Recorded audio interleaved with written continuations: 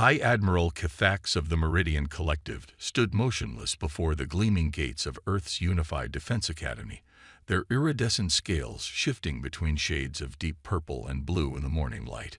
The prestigious military institution sprawled across what the humans called the Rocky Mountains, its architecture seamlessly blending with the natural terrain in a way that made Cathax's primary heart clench with unwanted admiration. Primitive species shouldn't build with such elegance, they muttered, adjusting the universal translator grafted into their neural stem. The device hummed softly, a familiar comfort among the alien surroundings. A sleek transport pod materialized beside them, its quantum displacement field barely disturbing the air. General Sarah Chen emerged, her ceremonial uniform bearing holographic insignias that seemed to shift and change with each movement. Fax's threat assessment implants registered nothing from the human stance, a disturbing anomaly in itself. "Welcome to Earth's Unified Defense Academy, High Admiral," Chen said, extending her hand in the traditional human greeting. "I trust the quantum tunnel network made your journey comfortable." Cathax regarded the offered hand with carefully measured disdain before completing the ritual. "Adequate, though your system's security protocols were excessive." They flexed their scaled fingers, still tingling from the handshake. The Meridian Collective has overseen military training for 37 species across 3 galactic arms. We find such paranoia unnecessary among civilized beings. Chen's smile remained unchanged, but something flickered in her eyes that made Cathax's secondary heart skip a beat. "Paranoia implies irrationality, Admiral. We prefer to think of it as appropriate preparation." The massive gates parted silently, revealing a courtyard where cadets moved through morning exercises. Cathax's implants struggled to track their movements. Something about the patterns seemed to bend probability itself. "Your facility appears compact," Cathax observed, hoping to regain some psychological advantage. "The Meridian Academy occupies an entire dwarf planet." "Size isn't everything, Admiral," Chen replied, leading them toward a structure that seemed to ripple like water despite being solid metal. "We've found that efficiency often trumps excess. Speaking of which, would you like to observe our basic combat training? The first years are just starting their morning routines." Cathax flicked their tongue dismissively, a gesture that would have gravely insulted any Meridian officer. "Very well. Though I doubt your primitive training methods will impress someone who has overseen the galaxy's finest warriors for 3 centuries. Chen's smile took on an edge that reminded Cathax uncomfortably of the apex predators from their homeworld. "Oh, I wouldn't be so sure about that, Admiral. Here at the Academy, we have a saying. Expect the unexpected, then prepare for something even more surprising." As they approached the training grounds, Cathax's sensory organs detected something that made their scales bristle with ancient instincts. The air itself seemed to pulse with potential energy, and their quantum probability sensors were reporting impossible readings. "Tell me, Admiral," Chen said casually as she placed her hand on the final security scanner, "how familiar are you with human history, particularly our approach to asymmetric warfare?" Before Cathax could formulate a properly dismissive response, the doors slid open, and their carefully constructed worldview began its rapid descent into chaos. The training ground stretched before them, a vast space that somehow felt larger than the building's exterior dimensions should allow. A group of cadets moved through what appeared to be basic combat forms, their movements perfectly synchronized. Cathax almost relaxed. Finally, something predictably primitive. Then one of the cadets stumbled and fell. Cathax's mandibles clicked in amusement, but the sound died in their throat as the fallen cadet's body flickered, revealing itself as a hologram. The real student was already behind their opponent, having somehow moved through a fold in spacetime itself. "Just basic probability manipulation training," Chen explained, checking something on her wrist display. "Teaching our cadets that reality is more negotiable than most species assume." Cathax's scales rippled with unease, a primitive but moderately clever use of technology. "Oh, that's not the technology part," Chen said, tapping her display. The entire training ground transformed, revealing a perfect replica of the quantum crystal fields of Proxima 7, a classified Meridian military installation that even most of their own species didn't know existed. "How did you?" Kithax began, but Chen was already moving toward another group of students. "Let's observe their weapons training," she said cheerfully, seemingly oblivious to the existential dread building in her guests' hearts. "I think you'll find our first years have some rather creative approaches to combat." Kithax followed, their threat assessment implants screaming warnings they'd never encountered before. They had come to Earth expecting to find primitive warriors playing at war. Instead, they were beginning to suspect they had greatly, perhaps catastrophically, underestimated humanity's potential. And they hadn't even reached the advanced training sections yet. The weapons training area hummed with an energy that made Kithax's scales itch. A line of cadets stood before what appeared to be standard targeting ranges, holding what looked like primitive projectile weapons. The High Admiral allowed themselves a moment of relief. Finally, something properly antiquated. A cadet raised her weapon, aimed at a target, and pulled the trigger. Instead of a bullet, a concentrated burst of what appeared to be folded space-time punched through reality itself, creating a localized temporal disruption that made Kithax's sensory organs spasm painfully. "Cadet Martinez, excellent work on the quantum variance," Chen called out. "Remember to account for local gravity fluctuations in your calculations." "Yes, General," the cadet responded, already adjusting something on her weapon's housing, compensating for the Coriolis effect on localized space-time. Kithax's translator glitched, unable to process the casual way these students discussed concepts their civilization's top scientists were only beginning to theorize about. "These weapons," they managed to say. "Oh, these." Chen's laugh sent a shiver down Kithax's spine. "Just training models. The cadets designed them during their quantum mechanics study breaks. Wait until you see what they come up with when they're actually trying." They passed a group of students sitting in what appeared to be a meditation circle.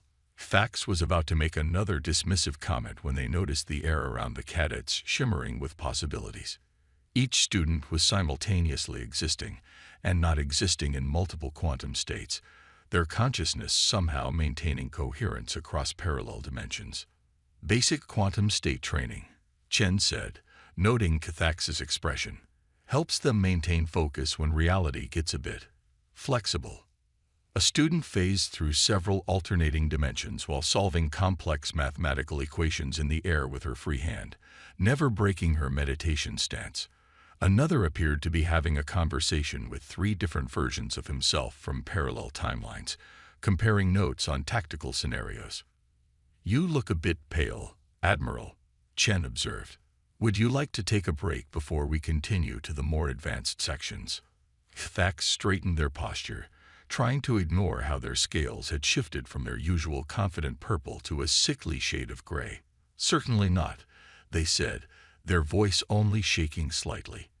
"Please continue the tour." They approached a section marked Environmental Adaptation. Inside, students trained in rapidly changing conditions that should have been instantly fatal. Desert heat switched to Arctic frost in heartbeats, atmospheric pressure oscillated between crushing depths and vacuum, and the cadets adapted instantly, their bodies and minds working in perfect harmony with the chaos. "Environmental mastery is crucial," Chen explained as they watched a student turn a sudden volcanic eruption into an impromptu tactical advantage. "We never know what conditions we might face out there." "Surely such rapid environmental changes must be fatal," Kithax protested, their scientific training rebelling against what they were witnessing. "Oh, that used to be a problem," Chen agreed cheerfully. "But then our third years developed our biological enhancement program. Speaking of which," they approached a section where students were interfacing directly with what appeared to be living technology. Neural networks merged seamlessly with human consciousness, creating hybrid entities that made Kithax's most advanced battlefield AI look like primitive calculators. "The symbiosis is completely voluntary," Chen assured them as they watched a cadet's consciousness expand through an entire battle network. though most students find the enhanced cognitive capabilities quite addictive. A student demonstrating advanced neural integration noticed their presence, her eyes glowing with circuitry patterns as she processed battlefield data through multiple dimensions simultaneously. Admiral, she nodded, her voice harmonizing with quantum frequencies around them. Would you like to observe our new tactical probability engine? It's capable of processing infinite combat scenarios across all possible timelines. Perhaps another time. Chen interjected, noticing Kethax's growing distress. The Admiral still needs to tour the practical application labs. As they walked, Kethax couldn't help noticing how the students' eyes tracked their movement, not with the raw aggression of warriors, but with the calculated assessment of predators so far up the food chain they had no need to prove their superiority.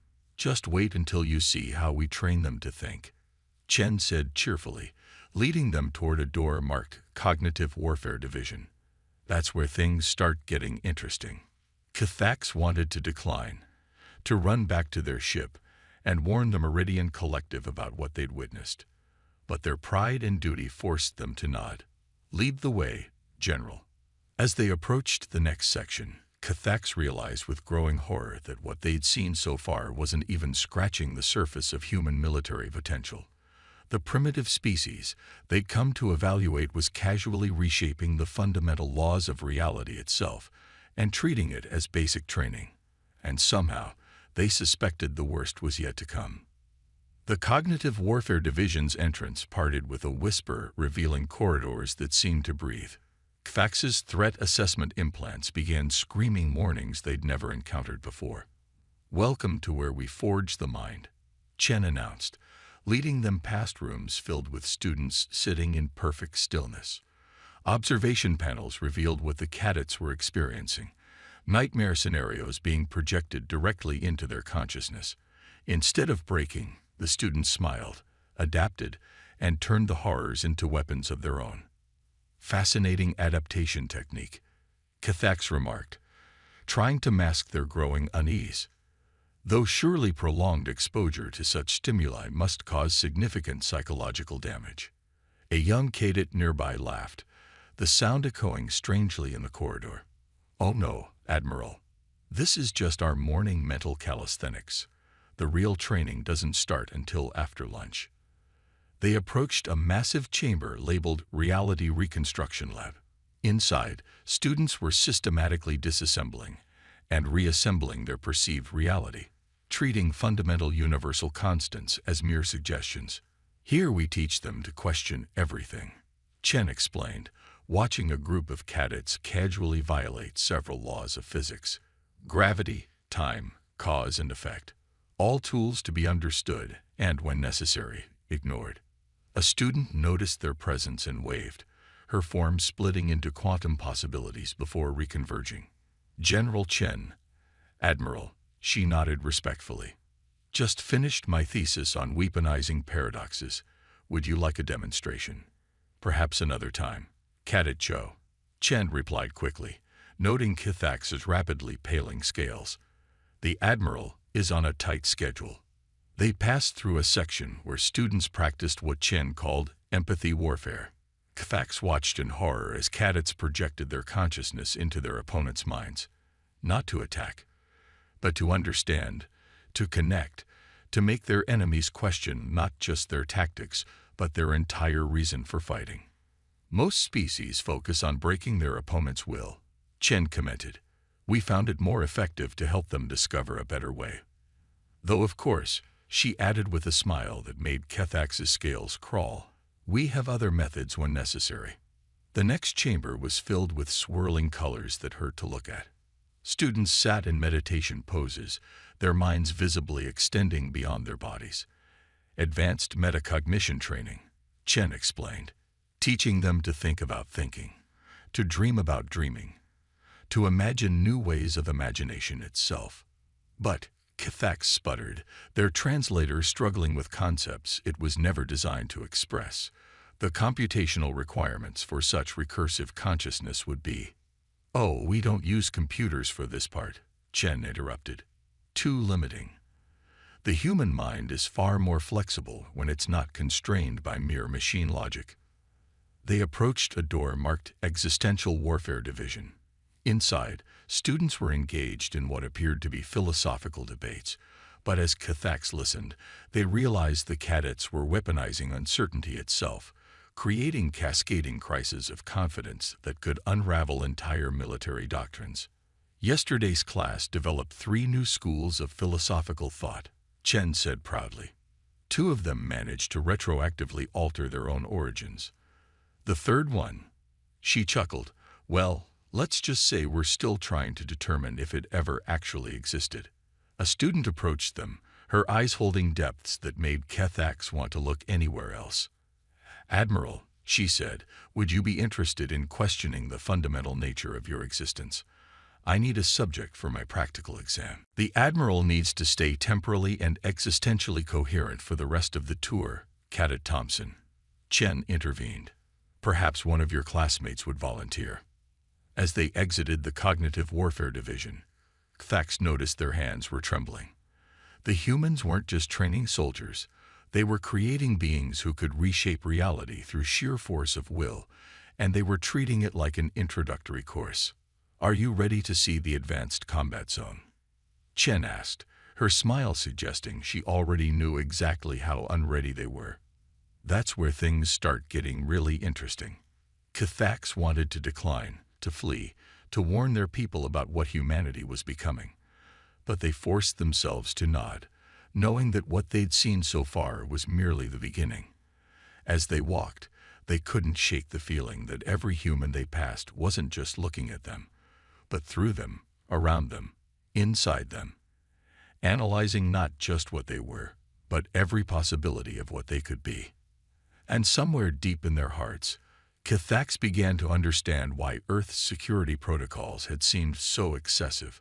They weren't designed to keep threats out. They were designed to keep something far more terrifying in. The advanced combat zone doors parted to reveal a vast chamber that defied conventional physics. Gravity shifted and swirled in invisible patterns, creating pockets of variable force that made Cathax's orientation sensors malfunction. Gravity manipulation is so last semester, Chen remarked as they watched students engaged in complex battle formations. These days we focus more on gravitational probability matrices. A group of cadets spiraled through the zero-gravity center of the chamber, their movements precise and deadly. They weren't just adapting to the absence of gravity. They were weaponizing it, creating localized gravity wells to trap opponents before launching devastating counterattacks. Cadet Blake, excellent use of probability shunting. Chen called out to a student who had just phase-shifted through 3 different gravity fields simultaneously.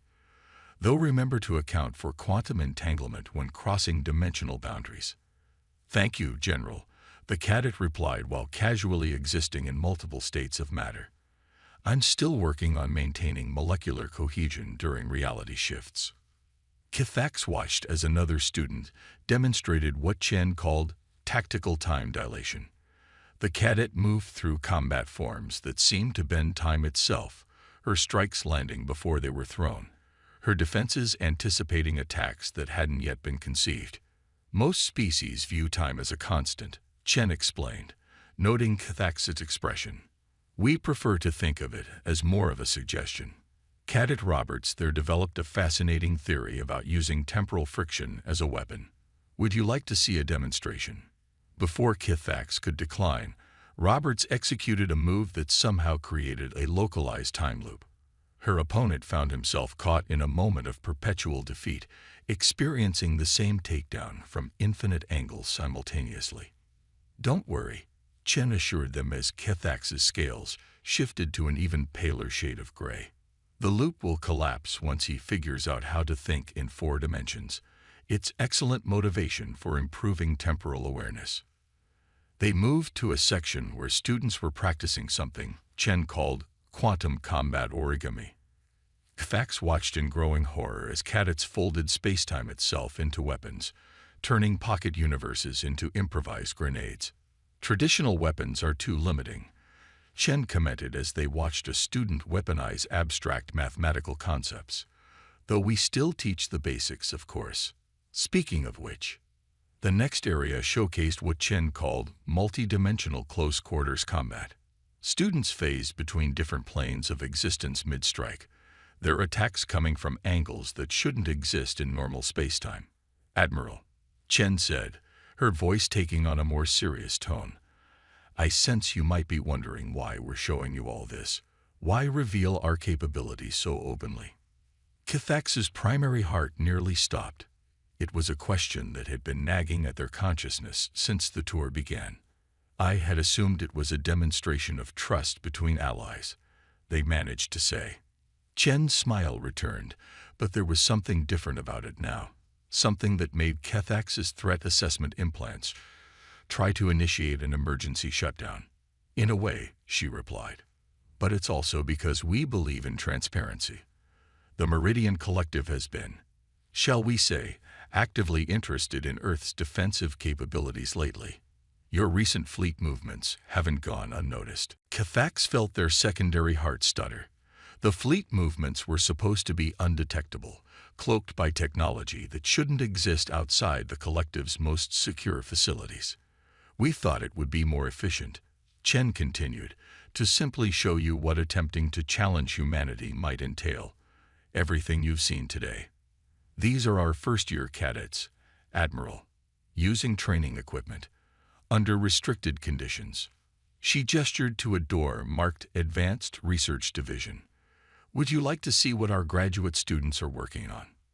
Kithax stared at the door, their scales now completely white with terror.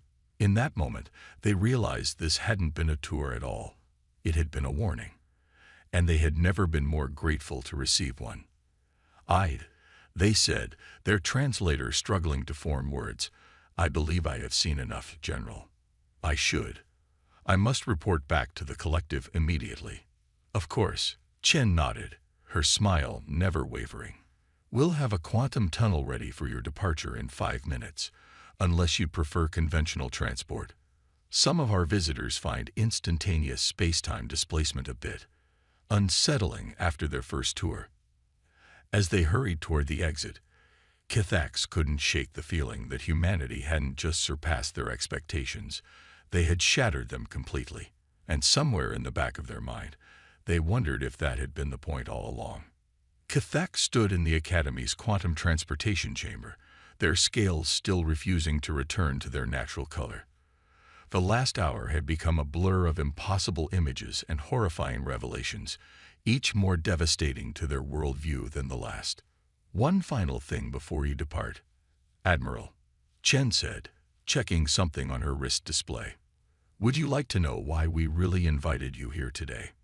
Thax's translator struggled to form words. Was the warning not sufficient? Chen's laugh echoed through the chamber, but this time it carried a weight that made Kithax's threat assessment implants go completely silent.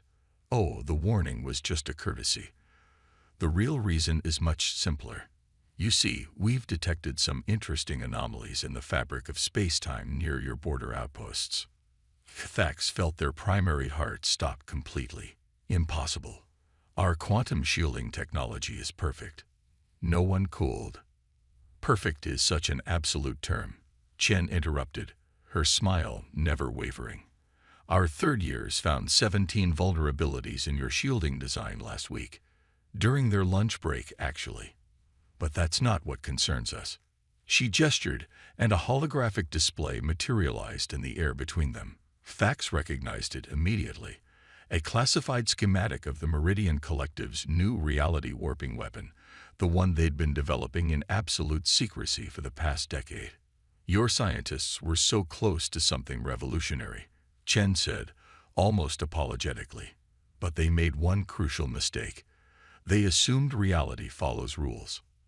The schematic began to rotate, revealing annotations in human writing that highlighted fundamental flaws Kithax had never even considered possible. "We've been watching your weapons development program with great interest. Your approach was creative, if somewhat limited by conventional thinking." "How?" Kithax whispered, their translator barely functioning. "How long have you been able to monitor your most secure facilities? Decode your quantum encrypted transmissions. Predict your strategic decisions before you make them. Chen shrugged. That's not really the point, Admiral. What matters is what happens next. She waved her hand, and the schematic transformed, showing modifications that made Kethax's scientific training scream in protest. We've taken the liberty of correcting the major flaws in your design. You'll find the updated schematics in your central database when you return. Consider it a gesture of goodwill. But why? Kethax managed to ask. Because, Admiral, Chen said, her expression softening slightly, humanity doesn't want enemies. We don't even want subjects. What we want are neighbors who understand us well enough to be friends. She stepped closer, lowering her voice. Everything you've seen today, every impossible feat, every violation of what you thought were universal laws, it wasn't just a demonstration of power. It was an invitation. The quantum transportation chamber began to hum with energy, but Kethax barely noticed. They were too busy processing the implications of what Chen was saying. The galaxy is changing, Admiral. Old limits are falling away. Old certainties are crumbling. Humanity isn't interested in conquering the stars. We want to help everyone reach them, even if that means teaching them to break reality itself. The chamber's energy field began to envelope Kethax, but Chen had one final thing to say. When you report back to the collective, remember this. What you saw today wasn't a threat. It wasn't even our best. It was a preview of what's possible when species work together instead of against each other. As the quantum field prepared to transport them home, Kethax finally understood. They had come to Earth expecting to find primitive warriors playing at war. Instead, they had found something far more terrifying and far more hopeful than they could have imagined. They had found teachers. The last thing Kethax saw before the quantum transport engaged was Chen's smile. Not predatory now, but genuinely warm. Welcome to the future, Admiral. We've been waiting for you to join us. In a flash of reconstructed reality, Kethax vanished, leaving behind an academy that had just dramatically reshaped the future of galactic civilization. Not through force or fear, but through something far more powerful, the simple human desire to share knowledge, even if that knowledge could reshape reality itself. General Chen stood alone in the transport chamber, her smile never fading. Computer, she said to the air, please inform the Advanced Theoretical Division that the Meridian Collective is ready for Phase 2, and tell the first years to stop holding back in their morning exercises. I think the galaxy is finally ready to see what humanity can really do. The chamber's lights dimmed in acknowledgement, and somewhere in the academy, reality itself held its breath, waiting to see what humans would teach the universe next.